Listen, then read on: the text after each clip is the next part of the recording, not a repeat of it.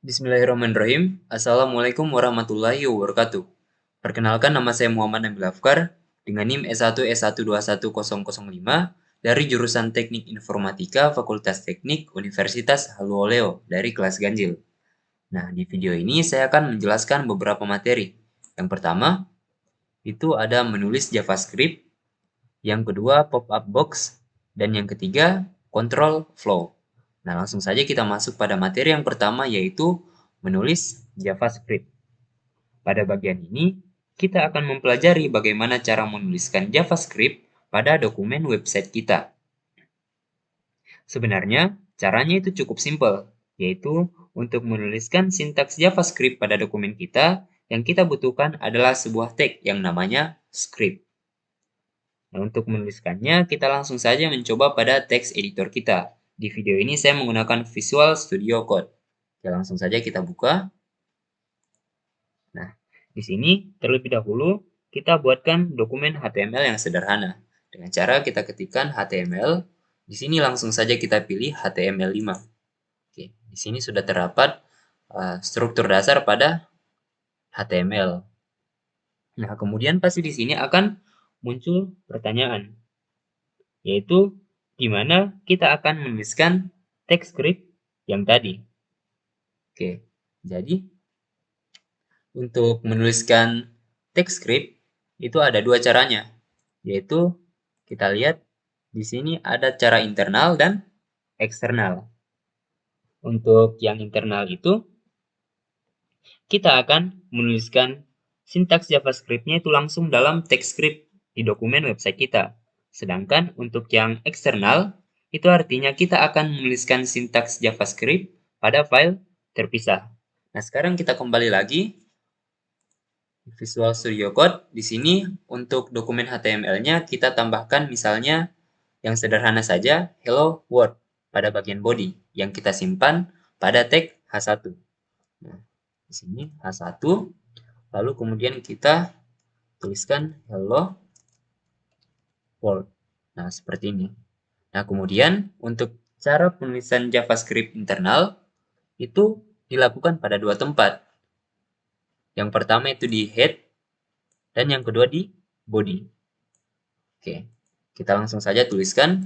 Di sini kita ingat bahwa untuk menuliskan JavaScript kita memerlukan tag yang namanya script. Kalau untuk di bagian head biasanya itu dituliskan atau diletakkan setelah tag title. Oke, kita tuliskan script. Nah, di sini pada sintaksnya kita tuliskan saja misalnya kita ingin menyimpan suatu nilai dalam variabel. Nah, caranya itu kita tuliskan var, misalnya nama variabelnya itu x, kita simpan nilai 5. Oke. Jadi variabel x ini nanti nilainya 5. Untuk penulisannya itu hanya seperti ini yang sederhana, tetapi untuk yang internal ini kita harus membiasakan menulis teks script-nya itu pada bagian body. Pada bagian body itu di bagian sini, tepatnya di sebelum tag tutup body. Nah, sekarang kita pindahkan saja dengan cara kita cut. Kita Ctrl X, lalu kita Ctrl V. Kita paste. Kita rapikan. Nah, cukup seperti ini saja. Nah, selanjutnya kita coba jalankan. Kita coba jalankan dengan cara kita save terlebih dahulu, lalu kita klik kanan, kita pilih Open in Default Browser. Di sini kita lihat belum tampil apa-apa. Di sini belum ada tampil apa-apa karena memang kita hanya membuat variabel x itu sama dengan 5. Kita belum tampilkan, tetapi kita hanya menyimpan. Nah, yang perlu kita pahami bahwa nilai tersebut itu sudah tersimpan di dalam memori. Nah, sekarang kita coba klik kanan, kita masuk pada Inspect, lalu kita pilih Console. Nah, pada konsol juga ini belum terdapat apa-apa.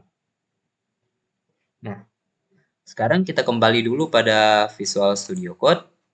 Di sini kenapa kita perlu membiasakan menulis script ini pada bagian body, tepatnya sebelum tag tutupnya body, itu supaya memori meload terlebih dahulu elemen-elemen HTML-nya. Nah, kemudian baru akan menjalankan JavaScript-nya. Oke, kita buka kembali browser.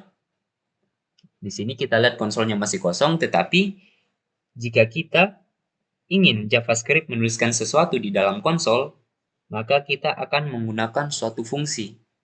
Fungsi itu, kita lihat, fungsinya itu namanya console.log.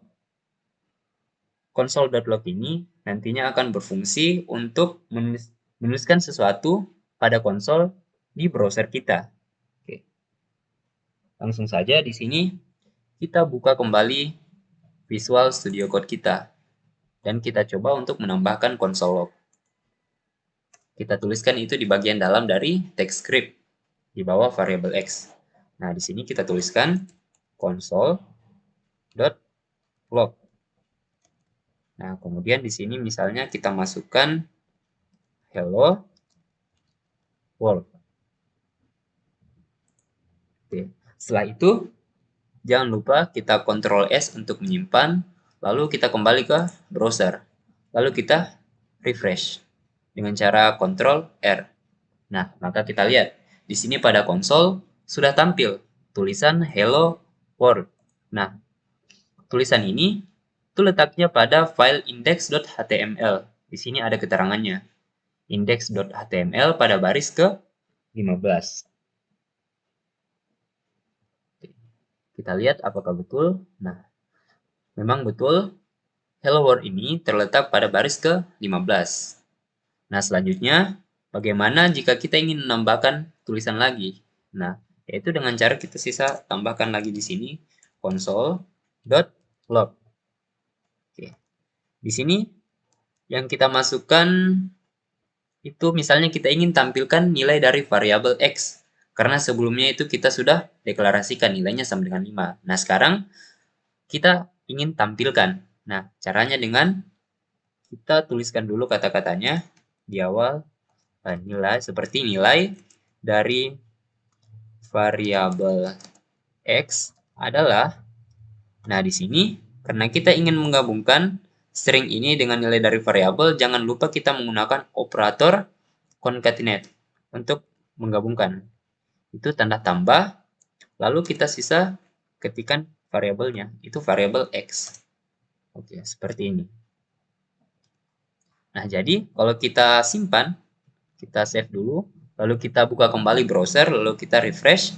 Nah, maka di sini akan ada tampil nilai dari variabel x adalah 5. Nah, 5 ini sudah sesuai dengan deklarasi kita di awal bahwa nilai x itu sama dengan 5. Letaknya itu pada dokumen index.html pada baris ke-16. Oke. Untuk cara menuliskan JavaScript secara internal itu hanya seperti ini. Nah, selanjutnya kita akan menuliskan JavaScript secara eksternal. Nah, seperti penjelasan sebelumnya bahwa kalau eksternal itu kita akan membuat file baru. Oke. Maka di sini kita buat saja langsung file barunya. Kita pilih yang new file. Lalu di sini kita ketikkan nama filenya, misalnya script. Jangan lupa ekstensinya karena file yang kita gunakan itu adalah JavaScript, maka ekstensinya itu adalah .js. Nah, kalau betul itu sudah ada logo di sini JS, tetapi kalau misalnya salah, misalnya JP, nah itu tidak akan muncul apa-apa. Jadi kita harus perhatikan ekstensinya. Nah, lalu kita enter. Di sini sudah terbuat file baru, maka yang selanjutnya yang akan kita lakukan yaitu memindahkan sintaks JavaScript ini yang semulanya ada di dalam dokumen index.html ke file script.js. Caranya yaitu kita pindahkan. Tetapi kita tidak perlu mengikut sertakan text script karena kita akan memindahkan langsung ke dalam file JavaScript. Di sini kita cut saja Ctrl X lalu kita Ctrl V. Nah, di sini kita perhatikan di awal ini kita belum bisa mengakses sintaks ini di dalam file JavaScript. Karena kenapa? Antara script.js dan index.html ini itu belum saling terhubung. Nah, cara untuk menghubungkannya agar kita dapat mengakses JavaScript yaitu dengan cara kita tambahkan lagi text script. Kita tambahkan text script, Lalu setelah itu, di sini yang perlu kita tambahkan yaitu kita menambahkan atribut yang namanya src. Itu kepanjangannya source atau sumber. Nah, setelah itu kita di antara tanda petik ini, kita masukkan nama filenya. Nama file yang kita buat sebelumnya yaitu script.js. Nah, di sini sudah ada. Lalu kita tekan. Kemudian, kalau sudah begini berarti sudah terhubung. Tetapi, kita harus mengetahui. Karena kita membuat file script.js-nya ini di dalam satu folder yang namanya kode, jadi kita hanya perlu menuliskannya seperti ini, langsung mencantumkan nama filenya.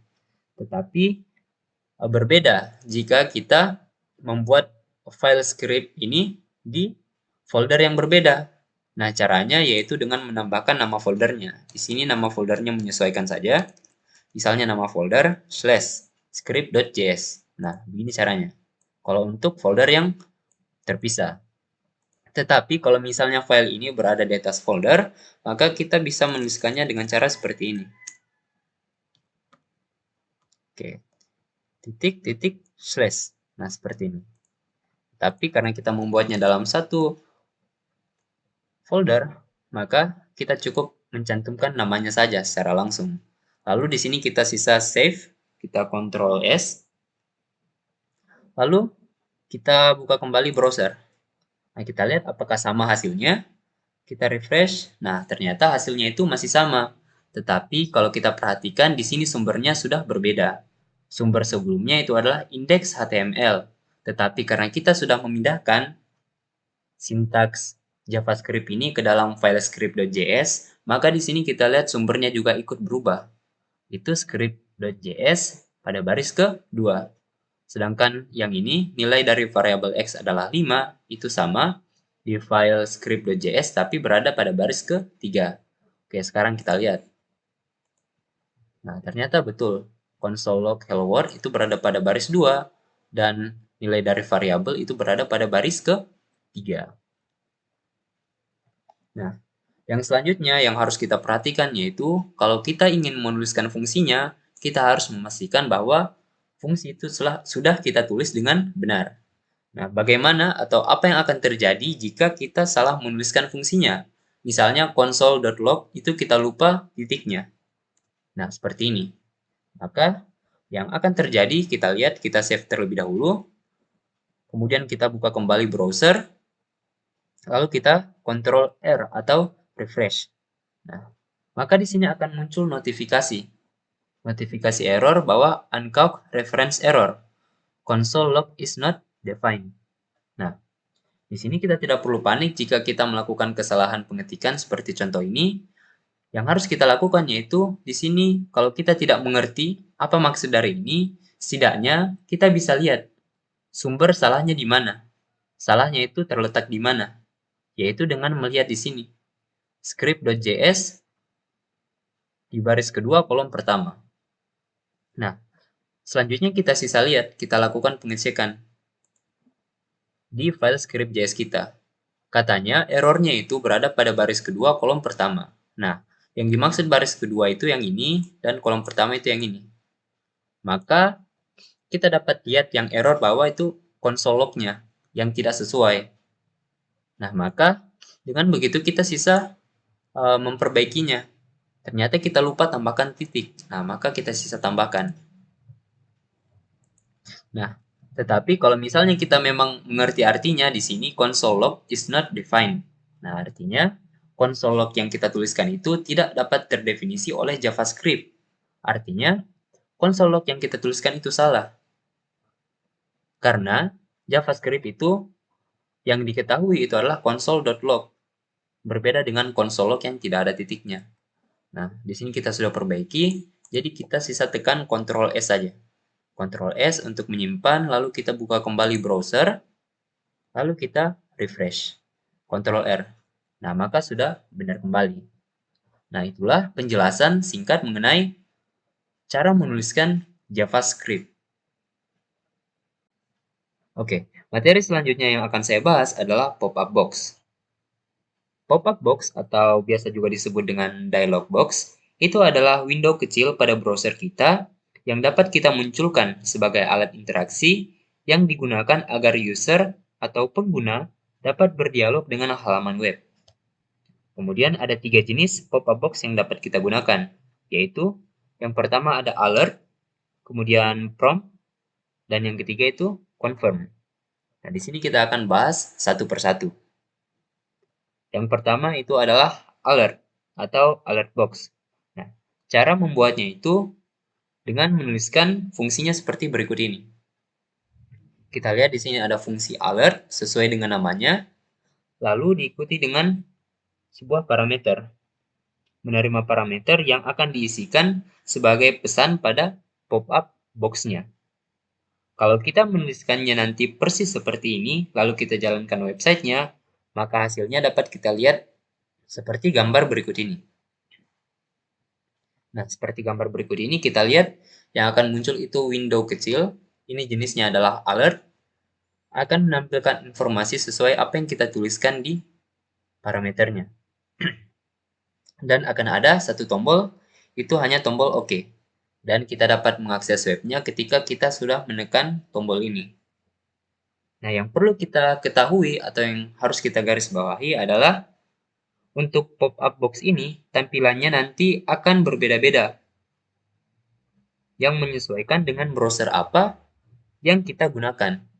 Tetapi intinya tetap sama, yang akan ditampilkan itu berupa window kecil yang berisikan informasi.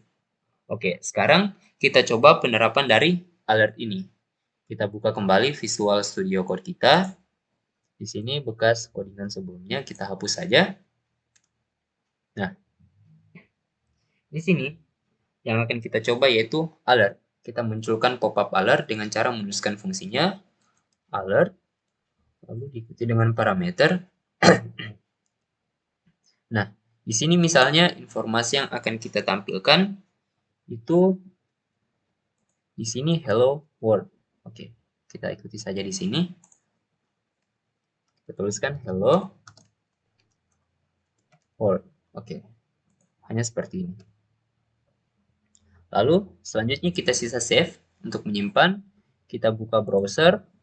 Kita tutup saja dulu console log-nya. Nah, lalu kita refresh. Nah, di sini kita lihat. This page says hello world, lalu ada tombol OK. Nah, inilah tampilan dari pop-up box dengan jenis alert. Nah, kalau kita tekan OK, baru kita dapat mengakses webnya. Nah, bagaimana jika saya menambahkan lebih dari satu alert? Apakah bisa? Di sini kita langsung coba saja, kita langsung copy. Misalnya di sini saya ubah menjadi halo. Kemudian di sini misalnya ada nama. Kita copy lagi. Nah, di sini saya ganti nama saya Nabil Afkar. Oke. Kalau kita sudah, sisa kita simpan, Ctrl S, lalu kita buka kembali browser, lalu kita refresh. Nah, di sini akan muncul alert yang pertama, yaitu halo, sesuai dengan yang kita tuliskan. Kemudian kalau kita tekan Enter atau OK, maka akan muncul alert selanjutnya, yaitu alert nama. Kemudian kalau kita tekan OK lagi, akan ditampilkan alert saya, di sini Nabil dan Afkar. Nah, setelah kita tekan lagi, itu sudah selesai. Baru kita dapat mengakses webnya. Untuk pop-up alert itu hanya seperti itu. Selanjutnya kita lanjut pada jenis pop-up box yang selanjutnya, yaitu prompt. Prompt itu cara penulisannya seperti ini. Kita tuliskan fungsi prompt, lalu di dalamnya kita masukkan pesan yang akan kita tampilkan nanti pada pop-up box. Kalau misalnya kita tuliskan seperti ini, lalu kita jalankan, maka hasilnya kita bisa lihat seperti ini. Nah, kalau kita perhatikan, pop-up box dari prompt ini cukup berbeda dari pop-up box alert, di mana kalau prompt itu terdapat informasi, di sini masukkan nama, kemudian yang paling membedakan itu di sini. Dia terdapat tempat untuk menginputkan sebuah nilai. Nah, lalu di sini ada dua tombol, OK dan Cancel. Untuk penerapannya, kita langsung saja buka Visual Studio Code kita. Kita hapus, kita tuliskan fungsinya prompt. Lalu di sini kita masukkan misalnya masukkan nama Anda. Oke. Lalu kita save. Nah, setelah itu kita buka browser, lalu kita refresh. Kita lihat di sini yang muncul adalah pop-up box tipe prompt. Di sini kita diminta untuk menginputkan nilai. Nilai yang diminta itu adalah masukkan nama Anda. Oke, di sini saya coba inputkan nama saya, Nabil. Lalu saya tekan OK. Nah, di sini pop-up box-nya langsung hilang. Mungkin di sini akan timbul pertanyaan, akan dikemanakan nilai yang saya inputkan? Tulisan Nabil itu nanti akan dikemanakan? Jadi sebetulnya pop-up prompt ini itu akan mengembalikan nilai apapun yang kita tuliskan di dalam inputannya. Supaya kita punya akses ke nilai tersebut, maka kita sebaiknya menyimpan prompt ini ke dalam sebuah variabel. Nah, coba kita terapkan. Kita simpan prompt ini ke dalam variabel. Oke, di sini saya buatkan variabel, misalnya variabel X sama dengan prompt. Nah, kita save dulu, lalu kita kembali buka browser, kita refresh, dan akan muncul lagi seperti ini, kolom inputannya. Misalnya saya masukkan Nabil. Nah, kalau kita tekan OK, nah di sini memang masih belum muncul apa-apa, karena kita baru menyimpan nilai dari prompt itu ke dalam variabel X. Oke. Tetapi di sini yang harus kita ketahui bahwa berbeda dengan sebelumnya, kalau kita belum masukkan variabel berarti inputan tadi tidak tersimpan di mana-mana. Tetapi kalau kita masukkan variabel, maka nilai inputan tadi berupa nama itu nanti disimpan menjadi nilai dari variabel X. Oke, setelah kita simpan maka kita tampilkan. Kita tampilkan itu dengan cara yang sederhana saja. Kita gunakan alert, pop-up alert yang akan menampilkan nilai dari variabel X. Oke, sekarang kita save dulu, Ctrl S, kita buka kembali browser, lalu kita refresh. Nah, di sini kita masukkan kembali inputannya, misalnya Nabil, lalu kita tekan OK. Nah, kalau kita tekan OK, maka variabel itu nilainya akan menjadi Nabil dan akan ditampilkan melalui pop-up box alert. Nah, seperti itu contohnya. Untuk pop-up box prompt itu hanya seperti ini. Kemudian kita lanjutkan pada pop-up box jenis berikutnya. Oke, di sini kita lihat yang selanjutnya itu adalah confirm. Nah, untuk confirm sendiri, cara penulisannya mirip dengan pop-up box sebelumnya. Itu diawali dengan fungsi confirm sesuai dengan namanya, lalu akan diikuti dengan informasi yang akan kita sampaikan nanti melalui pop-up box-nya. Di sini contohnya, apakah Anda yakin? Nah, kemudian kalau kita menjalankan, kita menuliskannya hanya seperti ini, lalu kita jalankan, maka hasilnya itu dapat kita lihat seperti gambar berikut ini. Nah, ditampilkan pop-up box dengan jenis confirm. Di sini ada informasi, lalu ada dua tombol juga, OK dan cancel. Nah, pop-up box confirm ini itu contohnya jika kita ingin gunakan pada kasus mendelete data. Misalnya, kita tidak sengaja untuk menekan tombol delete. Jadi datanya itu kita tidak sengaja akan kita hapus. Nah, dengan adanya pop-up box confirm ini, kita akan diberikan konfirmasi ulang apakah benar kita ingin menghapus data ini.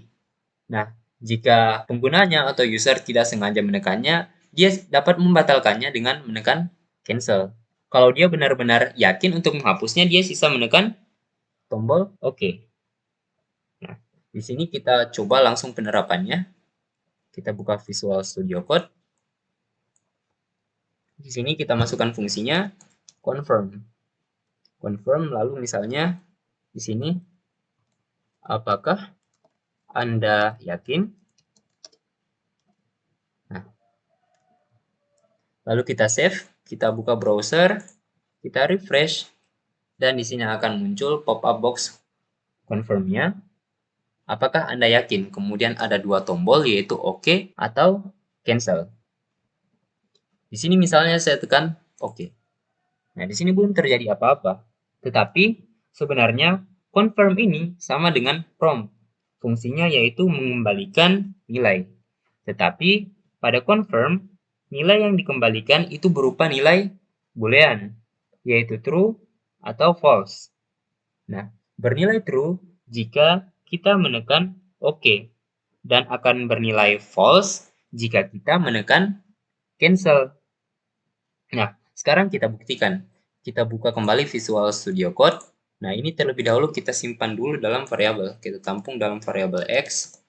Nah, setelah itu kita tampilkan nilai dari variabel X ini. Apakah betul dia nanti menampilkan true atau false? Nah, caranya kita gunakan saja alert, lalu kita tampilkan nilai dari variabel X yang ditentukan berdasarkan pilihan kita pada pop-up confirm. Apakah OK atau cancel. Nah, selanjutnya kita save, lalu kita refresh. Nah, di sini akan muncul, apakah Anda yakin? Ketika saya memilih OK, maka di sini akan ditampilkan alert berupa nilai dari variabel X. Nilai dari variabel X di sini yang ditampilkan adalah true, karena kita memilih OK pada confirm pop-up box-nya. Nah, selanjutnya, jika saya menekan cancel, maka nilai dari variabel X-nya itu adalah false. Nah, jadi itu sudah betul. Dia itu mengembalikan nilai boolean. True atau false. Kita buka kembali Visual Studio Code kita. Dalam penerapannya, confirm ini biasanya digunakan dalam pengondisian dan perulangan. Nah, untuk contohnya sendiri, dalam pengondisian itu bisa kita gunakan seperti ini. Misalkan, saya mempunyai variabel X sama dengan confirm, apakah Anda yakin? Nah, lalu pengondisiannya itu kita gunakan if. If, misalnya di sini, X-nya sama dengan true. Oke, maka jika syarat ini terpenuhi, maka yang akan ditampilkan yaitu sebuah alert yang berisi informasi user menekan tombol OK. Nah, tetapi dalam kondisi else-nya, artinya user memilih tombol selain OK, yaitu cancel. Nah, yang akan ditampilkan itu juga berupa alert, tapi informasinya di sini kita ganti user menekan tombol cancel. Seperti ini. Kita buat yang capital semua saja. Oke, seperti ini. Lalu kita sisa save, lalu kita kembali ke browser, kita refresh. Nah, di sini apakah Anda yakin? Di sini saya pilih OK yang pertama. Nah, maka kalau saya pilih OK, maka if-nya itu true. Test-nya itu sama dengan true. Karena OK itu nilainya seperti yang sudah saya jelaskan sebelumnya, kalau kita menekan tombol OK itu nilainya true. Nah, maka akan ditampilkan user menekan tombol OK. Nah, selanjutnya kalau saya menekan tombol cancel, maka berarti syarat tesnya sama dengan true itu tidak dipenuhi, sehingga alert user menekan OK itu tidak dieksekusi, tetapi langsung pindah pada else-nya, yaitu user menekan cancel. Nah, untuk pengondisiannya, itu contohnya seperti itu. Setelah kita tahu penerapannya dalam pengondisian, selanjutnya kita akan coba dalam perulangan. Misalnya di sini, dalam perulangan, saya akan menerapkan semua pop-up box-nya, mulai dari alert, confirm, dan prompt. Oke. Di sini, yang di awal, misalnya saya ingin tampilkan pertama itu sebuah alert. Misalnya kita baru masuk di halaman web, lalu akan muncul alert selamat datang. Oke. Selamat datang. Nah, setelah itu, kita akan buatkan variabel untuk melakukan perulangan nantinya. Nah, variabel itu saya namakan misalnya ulang. Misalnya nama variabelnya itu ulang sama dengan true. Nah, di sini kita tentukan memang nilai dari variabel ulang. Di awal itu nilainya true. Oke. Kemudian kita masuk pada blok perulangannya. Di sini kita gunakan while. Oke. Kita gunakan while. Lalu di sini kondisi while-nya yaitu lagi sama dengan true. Nah, di sini apa maksudnya? Jadi maksudnya itu blok perulangan ini akan terus dikerjakan selama nilai dari variabel, maaf di sini maksudnya variabel ulang, selama variabel ulang itu bernilai true. Itu akan terus dilakukan perulangan. Tetapi jika tidak, maka perulangan tersebut selesai. Nah, apa yang terjadi jika nilai ulangnya itu sama dengan true? Di sini misalnya kita tampilkan kita meminta user untuk menginputkan namanya. Nah, kalau kita ingin menginputkan berarti kita akan gunakan pop-up box dengan jenis from. Nah, di sini kita tampung dalam sebuah variabel yang namanya nama. Lalu from. Di sini masukkan nama, misalnya nama Anda. Oke. Setelah itu, setelah kita masukkan nama, maka akan tampil alert. Akan tampil alert. Di sini kita tambahkan kata halo. Halo. Lalu di sini jangan lupa operator concatenate karena kita akan menggabungkan. Nah, di sini variabel nama. Kalau kita lihat programnya, kalau saya ulang lagi penjelasannya, yaitu yang pertama kita ingin meminta user untuk menginputkan namanya. Kemudian nama itu tersimpan dalam variabel nama. Setelah itu, setelah diinputkan, maka akan muncul alert yang akan menampilkan kata halo ditambah dengan inputan nama yang dimasukkan oleh user. Nah, setelah itu, di sini, karena tidak mungkin kita akan lakukan perulangan terus-menerus. Nah, berarti di sini kita dapat lakukan dengan cara kita tulis lagi variabel ulangnya, lalu variabel ulang di sini nilainya akan ditentukan dengan pop-up box confirm. Seperti yang kita ketahui sebelumnya bahwa pop-up box confirm ini akan mengembalikan nilai boolean, yaitu true atau false, sehingga nilai dari variabel ulang ini nanti akan dipengaruhi. Oke, kita tuliskan dulu confirm. Di sini kita tanyakan user, apakah user ingin coba lagi atau tidak. Nah, di sini teruskan saja coba lagi. Nah, di sini kalau kita lihat, kalau misalnya user menekan tombol OK, maka nilai ulang ini masih tetap true. Karena kita ingat kalau OK itu sama dengan true. Nah, tetapi jika user menekan tombol cancel, maka otomatis nilai dari variabel ulang ini menjadi false. Sehingga sudah tidak memenuhi syarat perulangan ulang sama dengan true. Nah, sehingga kalau seperti itu, kalau user menekan tombol cancel, maka otomatis perulangannya sudah selesai, sudah keluar dari blok perulangan. Dan terakhir di sini kita tambahkan sebuah alert ketika sudah selesai perulangan, itu alertnya terima kasih. Terima kasih. Oke, seperti ini. Nah, sekarang kita sisa mencobanya.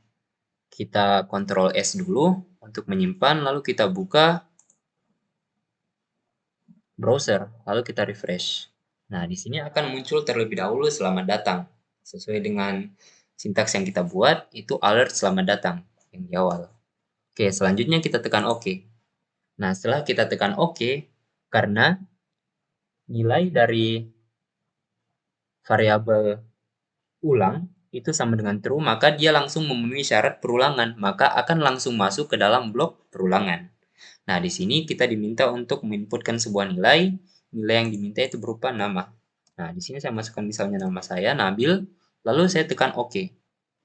Berarti kalau saya tekan OK, maka akan ditampilkan Halo Nabil, lalu akan ditanya coba lagi. Nah, di sini yang maksud saya, kalau saya tekan OK, maka nilainya itu tetap true. Nah, maka akan kembali ke blok perulangan. Saya masukkan lagi misalnya nama saya Afkar, maka nilai yang saya masukkan di sini akan masuk ke dalam variabel nama, akan disimpan ke dalam variabel nama. Nah, saya tekan OK, lalu di sini akan muncul alert Halo Afkar. Nah, kalau saya tekan OK, di sini akan dilakukan, kita diminta untuk memilih OK atau cancel. Nah, pilihan kita ini akan memengaruhi nilai dari variabel ulang. Nah, kalau saya misalnya pilih cancel, maka nilai ulangnya sama dengan false, maka akan otomatis keluar dari blok perulangan. Nah, di sini saya tekan cancel. Nah, di sini akan ditampilkan perintah terakhir, yaitu menampilkan alert terima kasih. Nah, di sini sudah selesai. Kita tekan OK, lalu kita dapat mengakses webnya. Oke, contoh dari pop-up box dengan jenis confirm, itu saya kira seperti itu saja. Maka sudah selesai penjelasan dari pop-up box 3 jenis, yaitu yang pertama alert, yang kedua itu prompt, dan yang terakhir itu confirm. Oke, materi terakhir yang akan saya jelaskan yaitu control flow atau alur kendali dari sebuah program. Pertanyaannya, apa itu control flow? Nah, di sini kita lihat terlebih dahulu hal berikut ini. Jadi, di dalam pemrograman ada yang disebut dengan normal flow atau alur normal. Maksudnya itu seperti ini. Apabila program kita memiliki lebih dari satu statement, maka statement tersebut akan dieksekusi dari atas ke bawah atau dari kiri ke kanan. Misalnya, di sini kita memiliki program sederhana, di mana di dalamnya terdapat 5 buah statement. Yang pertama itu alert halo, kedua alert nama, ketiga alert saya, keempat alert Nabil, dan yang kelima alert Afkar. Nah, kalau kita jalankan, maka alur dari program ini tentu saja akan dimulai dari alert halo. Setelah halo ini selesai dieksekusi, maka akan dilanjutkan pada statement yang di bawahnya atau yang selanjutnya secara berurutan, yaitu alert nama, sampai yang terakhir yaitu alert Afkar. Nah, itu adalah normal flow. Nah, contohnya saja kita buat pada Visual Studio Code. Di sini kita buka Visual Studio Code, kita hapus sintaks sebelumnya. Lalu di sini kita lihat, di sini terdapat 5 alert. Halo, nama saya Nabil Afkar. Oke, kita coba buatkan alert. Halo. Lalu kita copy. 1, 2, 3, 4. Halo, nama saya Nabil Afkar. Nah, lalu kita save. Kemudian kita buka browser. Lalu kita refresh. Nah, yang pertama akan ditampilkan yaitu alert halo, karena dia berada di paling atas. Karena kita tahu bahwa normal flow itu dieksekusi dari atas ke bawah. Oke, maka selanjutnya kalau kita menekan enter atau menekan OK, ditampilkan alert nama. Kemudian saya Nabil Afkar. Nah, itu adalah contohnya dieksekusi dari atas ke bawah. Contoh lainnya itu seperti ini. Misalnya, kita mempunyai pop-up box prompt yang disimpan dalam variabel angka.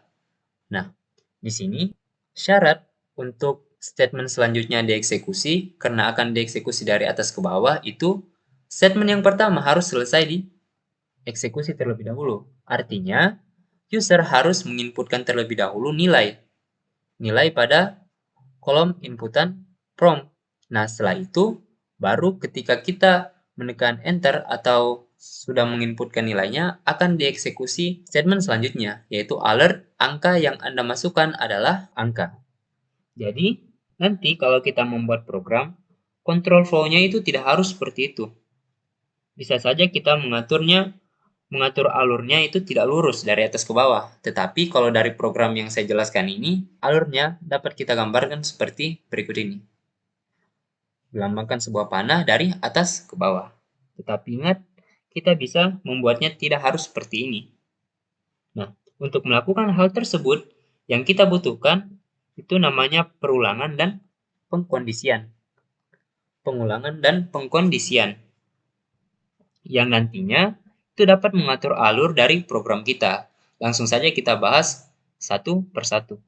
Yang pertama itu pengulangan. Pengulangan atau juga dikenal dengan loop atau iteration atau iterasi itu adalah sebuah konsep untuk mengerjakan atau mengeksekusi sebuah statement yang sama lebih dari satu. Nah, ilustrasinya itu berbeda dengan sebelumnya yang hanya dari atas ke bawah. Untuk ilustrasinya itu kita lihat. Di sini misalnya, jika program yang kita sedang mengeksekusi itu dari atas ke bawah dulu, kita akan mengeksekusi serangkaian statement. Lalu, pada satu titik, ada statement yang ingin kita lakukan secara berulang atau lebih dari satu kali. Maka, kita akan lakukan perulangan. Nah, perulangan itu disimbolkan seperti ini. Lalu, perulangan tersebut akan dilakukan sampai statement tersebut selesai dieksekusi. Lalu, kemudian setelah selesai dieksekusi, maka akan dilanjutkan lagi ke statement berikutnya. Oke, itu adalah contoh alur program dari pengulangan. Nah, sintaks pengulangan pada JavaScript itu ada 3, yaitu for, while, dan do while. Contoh paling sederhananya dapat kita lihat seperti berikut ini. Nah, di sini terdapat beberapa alert. Di sini ada alert mulai, kemudian ada alert hello world sebanyak 5 kali. Lalu, yang terakhir itu alert selesai. Nah, kalau kita tuliskan secara manual, itu seperti ini. Misalnya, tadi kita lihat di sini mulai, selesai. Oke, kita buka. Kita ubah sampai sini mulai. Lalu di sini kita ubah jadi selesai. Lalu di sini jadi hello world. Nah, kalau kita Ctrl C saja, kita paste sebanyak 5 kali. Nah, seperti ini. Kalau kita jalankan, kita save terlebih dahulu, lalu kita jalankan, kita refresh. Nah, di sini diawali dengan mulai. Kalau kita enter, akan muncul hello world. Ini yang pertama. Terus yang kedua, yang ketiga, yang keempat, dan yang kelima. Dan terakhir, alert selesai. Nah, dalam pengulangan, kita dapat mengganti sintaksnya, tidak harus seperti ini. Yaitu, kita dapat menggunakan pengulangan for. Jadi kita hapus terlebih dahulu, kita ganti dengan for. Nah, di sini misalnya kita tuliskan for var i sama dengan 0. Misalnya variabel i sama dengan 0. Lalu i-nya itu lebih kecil dari 5 karena nilai i-nya kita mulai dari 0. Lalu kita lakukan increment. Itu i plus plus. Nah, seperti ini. Maksud dari ini yaitu variabel i itu kita deklarasikan sama dengan 0 terlebih dahulu. Lalu syaratnya itu for ini akan terus lakukan perulangan selama i itu lebih kecil daripada 5. Kemudian variabel i yang awalnya 0 itu akan diincrement atau ditambah. I plus plus itu artinya ditambah dengan 1 terus menerus sampai dengan syarat ini. I lebih kecil daripada 5. Oke, kemudian jika memenuhi syarat ini, perulangannya, kita akan tampilkan alert. Alert hello world. Seperti ini. Lalu kita titik koma, lalu terakhir, kalau sudah selesai perulangannya, perulangan for-nya, maka kita tampilkan alert yang terakhir, yaitu selesai. Nah, di sini kita save, lalu kita buka browser, lalu kita refresh. Nah, di sini akan diawali dengan alert mulai, lalu kalau kita tekan OK, akan ditampilkan hello world sebanyak 5 kali. Nah, ini yang pertama, terus yang kedua, yang ketiga, yang keempat, dan yang kelima. Nah, hasilnya itu sama saja dengan menggunakan perulangan for. Lalu kalau kita enter yang terakhir itu akan ditampilkan alert selesai. Nah, contohnya itu seperti itu. Kita buka kembali. Nah, ini kita dapat lihat codingannya seperti ini yang saya tuliskan sebelumnya. Lalu selanjutnya ada namanya konsep pengkondisian atau percabangan. Dalam pengkondisian ini, itu adalah sebuah keadaan di mana program kita dapat memilih untuk mengeksekusi statement yang berbeda berdasarkan kondisi yang diberikan. Untuk ilustrasinya itu seperti berikut ini. Seperti biasa, itu setelah kita mengeksekusi serangkaian statement dari atas ke bawah, nanti pada satu titik, program kita akan diberikan suatu kondisi. Jika kondisi tersebut menghasilkan nilai true, maka selanjutnya akan mengeksekusi statement yang di bawahnya. Seperti ini. Kalau nanti nilainya true, akan mengeksekusi statement yang di bawahnya. Oke. Nah, tetapi jika kondisi tadi menghasilkan nilai false, maka seperti ini. Nah, kalau kondisi ini menghasilkan nilai false, maka yang dieksekusi adalah statement yang lain. Misalnya seperti ini. Kita lihat, dari sini dia akan langsung mengeksekusi statement yang ada di sini. Dia tidak mengeksekusi yang ini. Nah, berarti ada statement yang tidak dikerjakan. Setelah itu, baru dilanjutkan pada statement yang berikutnya. Oke. Kemudian, dalam pengkondisian, ada beberapa sintaks yang harus diketahui, yaitu if else, if, dan else, dan yang terakhir itu switch. Untuk contoh sederhananya, dapat dilihat seperti berikut ini. Misalnya kita mempunyai prompt yang simpan dalam variabel angka, lalu nanti kita akan masukkan angka, kemudian akan dilakukan pengecekan. Jika angka dimoduluskan dengan 2 menghasilkan 0, maka akan ditampilkan alert bahwa angka itu adalah bilangan genap. Tetapi jika tidak, maka statement ini tidak akan dieksekusi, tetapi langsung dieksekusi yang ini. Jika false. Nah, berarti yang ditampilkan itu adalah alert, angka adalah bilangan ganjil. Nah, sekarang kita langsung praktekkan saja. Kita masuk kembali pada Visual Studio Code. Kita hapus dulu. Lalu di sini kita buatkan codingan yang sesuai dengan yang tadi. Di mana kita mempunyai variabel angka. Variabel angka sama dengan prompt. Nanti kita akan diminta untuk memasukkan angka. Oke, seperti ini. Lalu, kemudian kita masuk pada pengkondisiannya, di mana if atau jika angka dimoduluskan dengan 2 menghasilkan 0, maka yang akan ditampilkan itu adalah alert, lalu angkanya. Nah, di sini jangan kita lupa untuk menggunakan operator concatenate, karena kita akan menggabungkan di sini. Adalah bilangan genap. Oke. Kemudian, jika nanti menghasilkan nilai false, atau jika angka yang kita masukkan, jika dimoduluskan dengan 2 hasilnya tidak sama dengan 0, maka yang dieksekusi itu bagian else-nya. Else. Di sini kita copy saja langsung.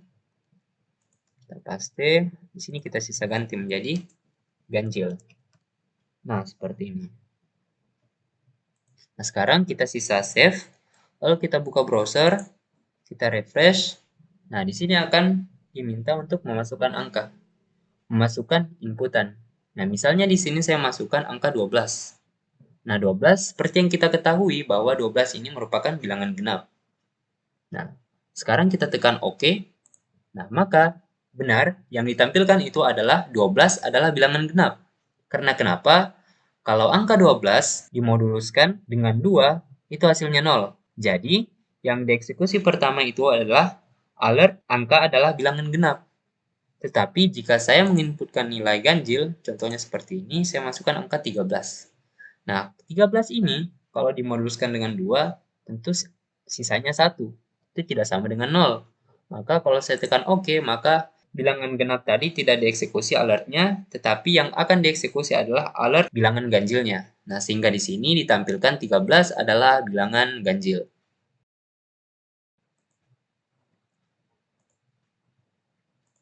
Nah, oke. Untuk penjelasan dari materi control flow itu seperti ini.